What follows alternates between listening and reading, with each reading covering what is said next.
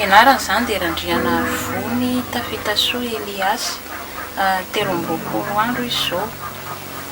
Ity zao sepalily aretina mahazo anazy. Misy rano lohany. Misy rano ny lohany. Ka le rano amin'ny lohany io zany dia mila alanainy parak'izay aingana. Kisy le problème ao anazy. En plus koa zany izy zany tao akipy izany miforitra plasiny dia tongony anako iny lasa somary miforitra daholo izy io. Fa le rano zany zao io mitana midina amin'ny maso io.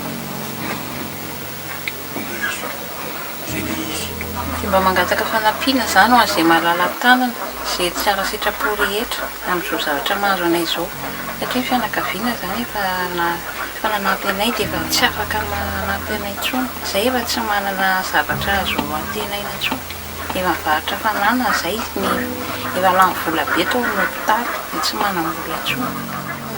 Toerana misy anay zany dia aty Ambohitrimanjaka. Raha misy ny malala-tanana dia afaka malefa amin'ny Airtel Money amin'ny misaotra indrindra tompoko.